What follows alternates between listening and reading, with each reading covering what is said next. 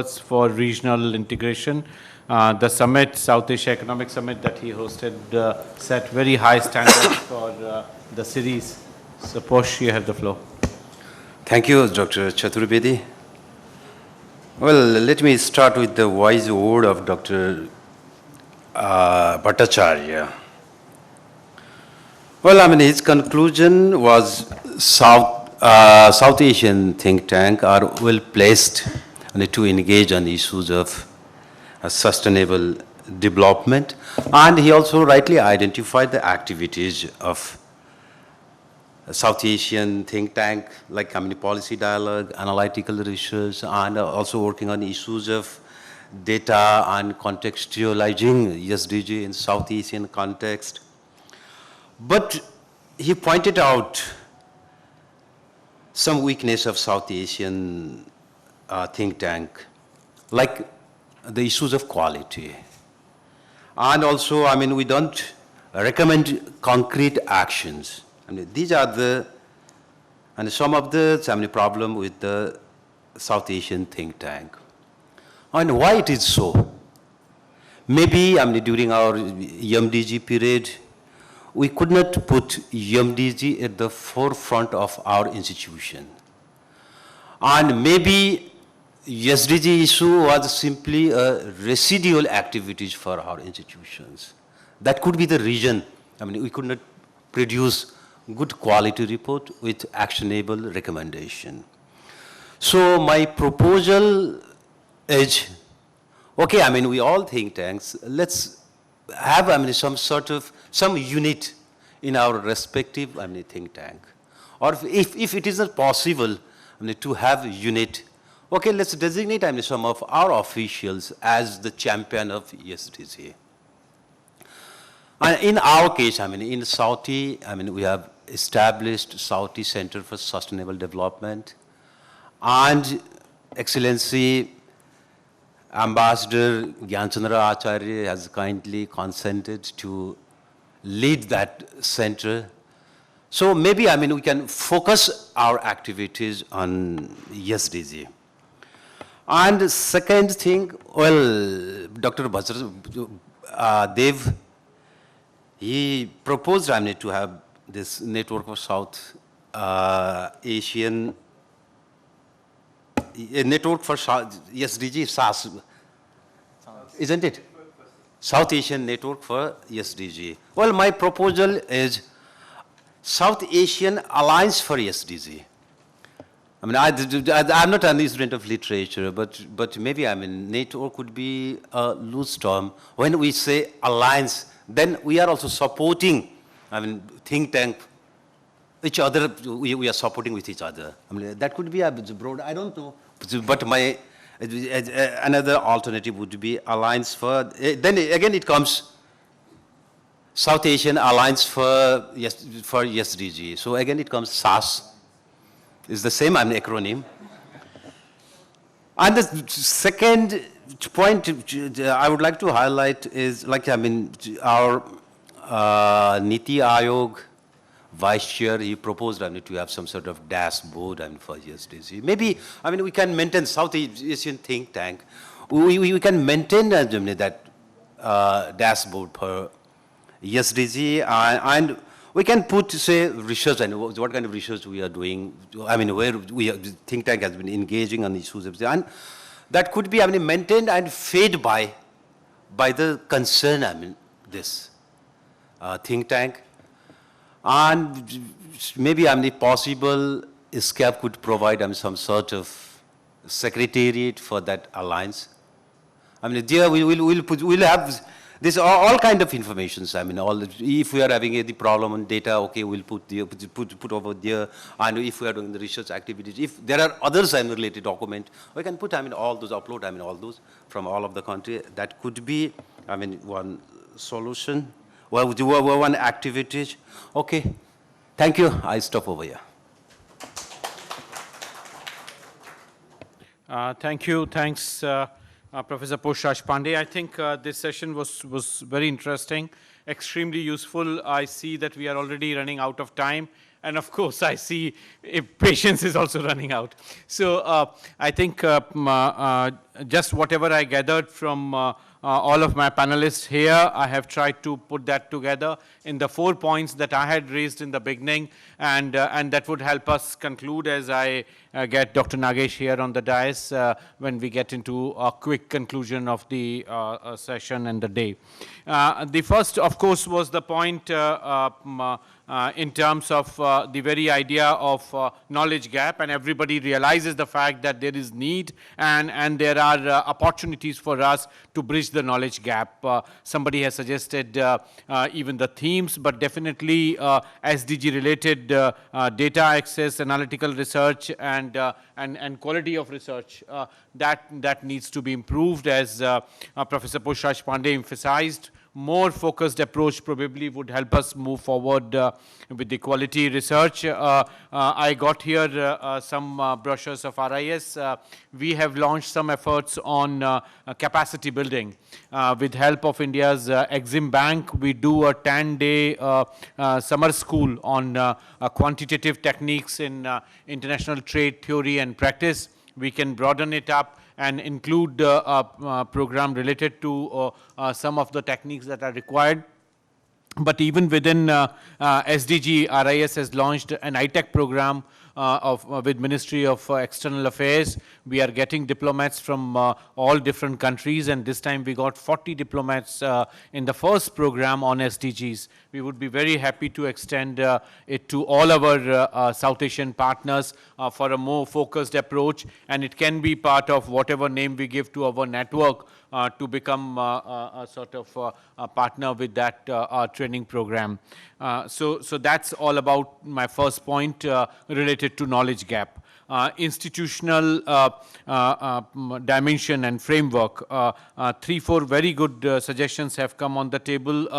As Professor Kundu mentioned, a few think tanks are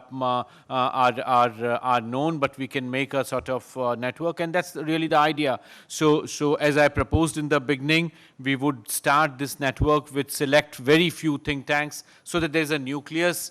We expand our activities. When we deepen them, we can bring in more actors and we can get into it. The idea within the institutional framework of virtual secretariat is extremely important, which Abid Bhai suggested. I think is important. It can be housed at the local UNSCAP office here in Delhi.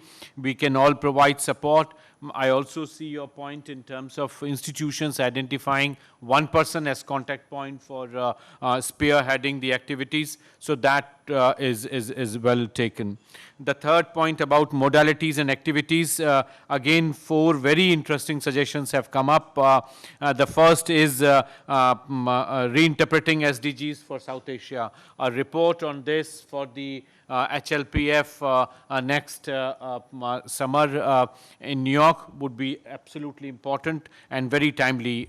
The second report that we can think of is in terms of report on South Asian priorities for SDGs and how South Asian development cooperation can address that. The point that Professor Kundu raised in terms of focusing on inequalities while we are working on SDGs is equally important. Last but not the least, I would like to bring in here that when we talk of modalities and activities, we should also expand the ecosystem, and we should not remain confined to exchanges among think tanks, but we should also leverage strength of other networks which have come up. And yesterday in the concluding session, we did refer to the parliamentarian forum that has come up, and the speakers forum which is very actively engaged on issues related to sustainable development goals.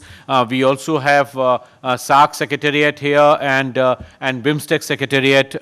They both are playing an extremely important role. The possibility of cooperation with them may also be explored, and the group's complementarities with with even, as Dr. Nagesh yesterday mentioned, about the strength of the private sector, which Sanyukta had raised. So I think it would be important to leverage that. And I think the other important dimension which I had mentioned, and Niti Aayog of our India has initiated some work program on cross-border development projects. So such efforts and reports can also highlight positive dimension of our cooperation in the region. So Tripura, Bangladesh example came up. Similar exercises with Sri Lanka are also on. With Nepal, they are already working in terms of cross-border development projects. So we can capture them as well as part of our efforts. Issues related to health sector, as I said in the morning, could not come up. They are extremely important. A South Asia-wide sectoral effort, if it can be launched with help of WHO. And I think external agencies, particularly UN agencies, can play an extremely important role. And there again, Dr. Nagesh, your leadership getting these agencies together on traditional knowledge-based medicine system, on modern medicine system. In one of your seminars, we had explored possibility of connecting our clusters in the indigenization of the health sector gadgets that we produce. So Sialkot, a cluster for surgical instruments, and Bangalore ICT, they can be, if connected, we can have some sort of production networks. So they all would be contributing to different dimensions of SDGs and taking us forward.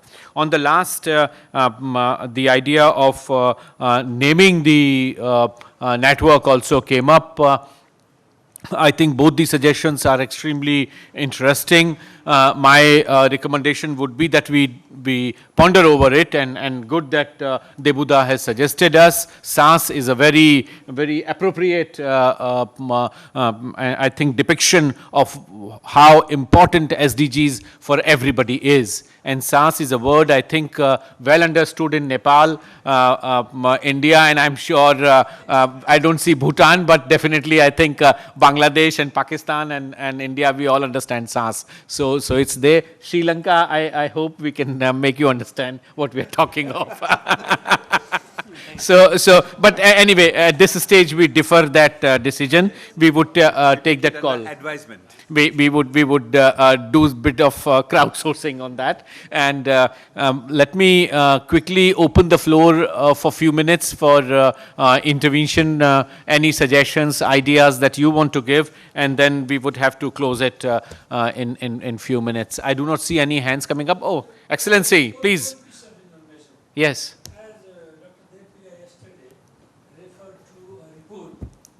Prepared by Independent South Asian Commission on Poverty Alleviation. We call it SACPA, okay? SACPA. So, well, Dr. Saman Kelegama was from Sri Lanka, and two of us were also the commissioners from Nepal, and there are a couple of persons from Pakistan, of course, from South Asian countries.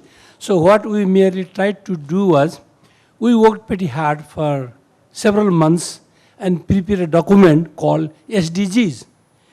That was South Asia Development Goals. You know, it was for 5 years. As rightly said by Dr. Bhattacharya, it was just to complement to MDG's goal, you know, the achievement of the MDG's goal. So with regards to today's comment, Dr. Bhattacharya, that you said we need to reinterpret the current SDGs into South Asian perspectives.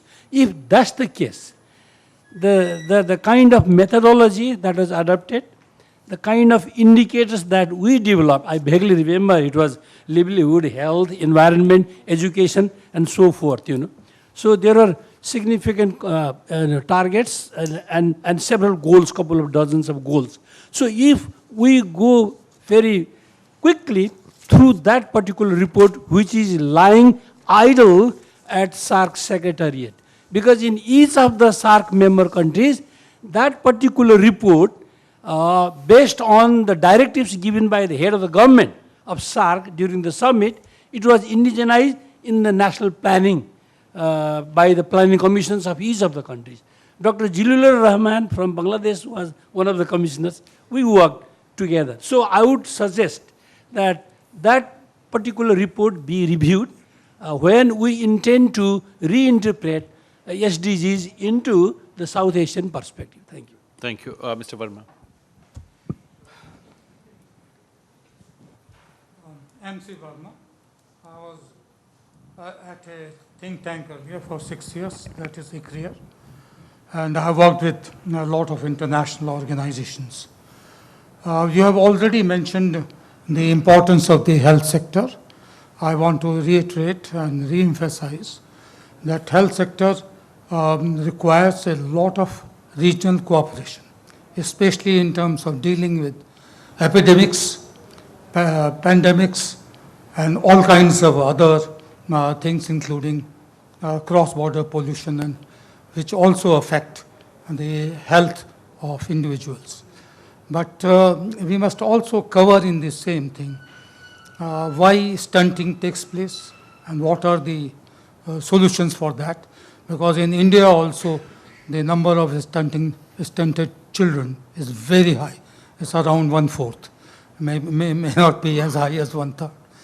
And therefore, all that must be covered within the health sector. Thank you. Thank you. Thank you, Mr. Verma. Yes, madam.